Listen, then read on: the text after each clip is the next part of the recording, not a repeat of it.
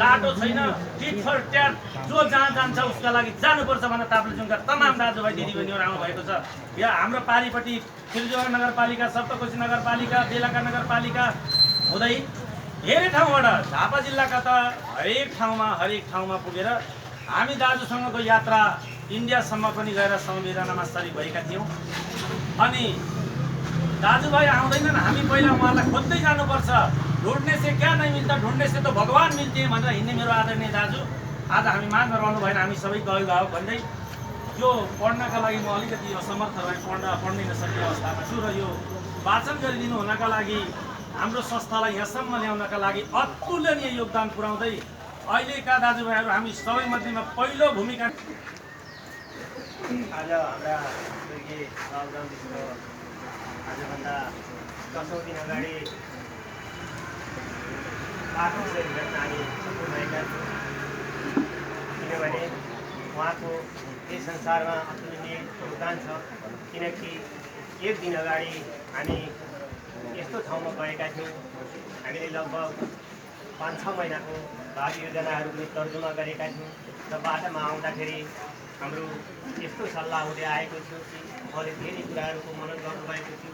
कान्छी चोकमा आएर मलाई विदाई गर्न सफल भएँ र उहाँ उता जानुभयो, भोलि भेट हुँदैन, पछि भेटौँला भन्नुभयो।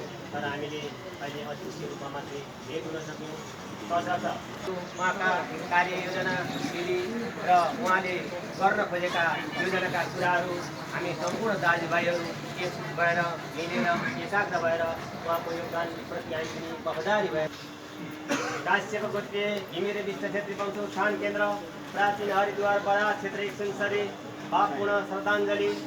भाका बोल दया क्षमा र ममता सन्तोष जान्दैन त्यो, इन्द्रै बिन्ती गरिन्छु तेरो पदमा तँ बिन्ती मान्दैन त्यो, ढुक्रोमा आउँदिनी मिठो र नमिठो रोजेर छान्दैन त्यो, आजपछि त्यो लग्जुमिति त्यो टारेर टर्दैन त्यो।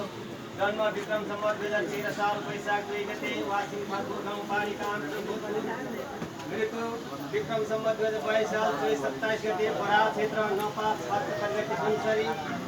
स्वर्गीय बाबुराम मिश्र भोजपुर जिल्ला वासिङ फाल्गुन गाउँ पञ्चायत 5 धामचोकमा पिता भीमबहादुर सिंह र माता लोकमाया विष्णुको कान्छो सुपुत्रको रूपमा विक्रम सम्वत 2013 साल वैशाख 2 गते शनिबारका दिन जन्म भई मोरङ जिल्ला विराटनगर महानगरपालिका बस्ने पिता राजेन्द्र कार्की र माता मधु कार्की सुपुत्री दुर्गा कार्कीसँग विक्रम सम्वत 2040 सालमा वैवाहिक सम्बन्धमा बाँधी विक्रम सम्वत 2022 सालमा बराक क्षेत्र नपा 6 चपाघाटीमा स्थायी बसोबास गर्दै आउनुभएका प्रजातान्त्रिक योद्धा कर्मठ मिलनसार शालीन धर्मका धरोहरमा सरल व्यक्तित्वका धनी एवं काश्यप गोत्रीय घिमिरे